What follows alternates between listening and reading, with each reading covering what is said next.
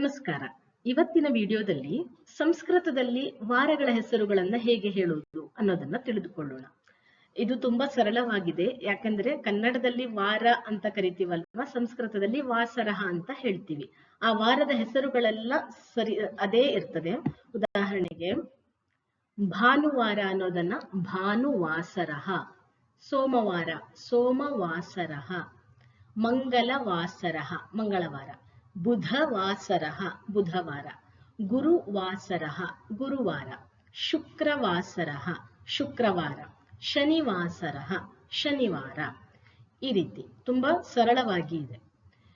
ಈಗ ಮುಂದೆ ಇವತ್ತು, ನಾಳೆ, ನಾಡಿದ್ದು ಅನ್ನೋದನ್ನ ಹೇಗೆ ಹೇಳ್ಬೋದು ಸಂಸ್ಕೃತದಲ್ಲಿ ಅನ್ನೋದನ್ನ ತಿಳಿದುಕೊಳ್ಳೋಣ.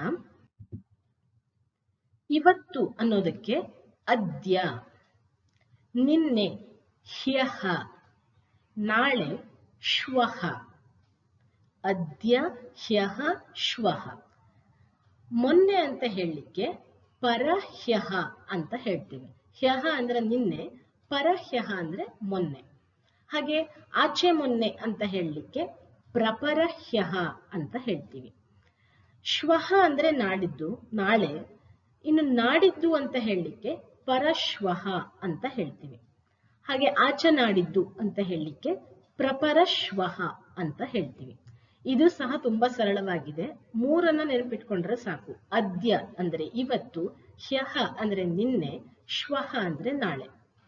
ಇನ್ನು ಪರ ಮತ್ತೆ ಪ್ರಪರಗಳನ್ನ ಈ ಹ್ಯಃ ಶ್ವಹಗಳಿಗೆ ಸೇರಿಸಿದರೆ ಮೊನ್ನೆ, ಆಚೆ ಮೊನ್ನೆ, ನಾಡಿದ್ದು, ಆಚೆ ನಾಡಿದ್ದು ಅಂತ ಆಗ್ತದೆ. ಈಗ ಇವುಗಳನ್ನ ಉಪಯೋಗಿಸಿ ವಾರಗಳನ್ನ ತಿಳಿದುಕೊಳ್ಳೋಣ. ಉದಾಹರಣೆಗೆ ಇವತ್ತು ಬುಧವಾರ ಅಂತ ಇಟ್ಕೊಂಡ್ರೆ ಅದ್ಯ ಬುಧವಾಸರಃ. ನಿನ್ನೆ ಮಂಗಳವಾರ, ಹ್ಯಃ ಮಂಗಲವಾಸರಃ. ಮೊನ್ನೆ ಸೋಮವಾರ, ಪರಹ್ಯಃ ಸೋಮವಾಸರಃ. ಇನ್ನು ಆಚೆ ಮೊನ್ನೆ ಭಾನುವಾರ, ಪ್ರಪರಹ್ಯಃ ಭಾನುವಾಸರಃ. ಇವತ್ತು ಬುಧವಾರ ಆದ್ರೆ ನಾಳೆ ಗುರುವಾರ, ಶ್ವಃ ಗುರುವಾಸರಃ. ನಾಡಿದ್ದು ಶುಕ್ರವಾರ, ಪರಶ್ವಃ ಶುಕ್ರವಾಸರಃ. ಆಚೆ ನಾಡಿದ್ದು ಶನಿವಾರ ಆಗ್ತದೆ, ಪ್ರಪರಶ್ವಃ ಶನಿವಾಸರಃ. ಈ ರೀತಿಯಾಗಿ ಸರಳ ವಾಕ್ಯಗಳನ್ನ ಮಾಡಬಹುದು.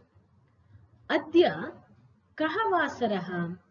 ಇಲ್ಲಿ ಕಃ ಅಂದ್ರೆ ಕ್ವಶನ್, ಯಾವ ದಿನ.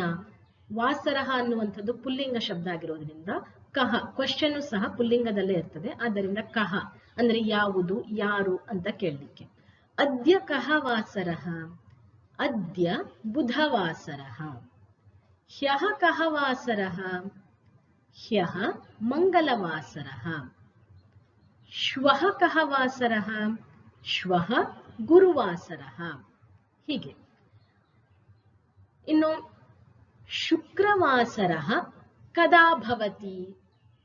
ಕದಾ ಅಂದ್ರೆ ಯಾವಾಗ ಅಂತ ಅರ್ಥ. ಕ್ವಶನ್ ಅದು.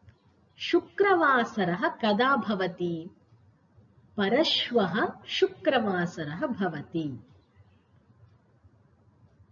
ಭಾನುವಾಸರಃ ಕದಾ ಭವತಿ.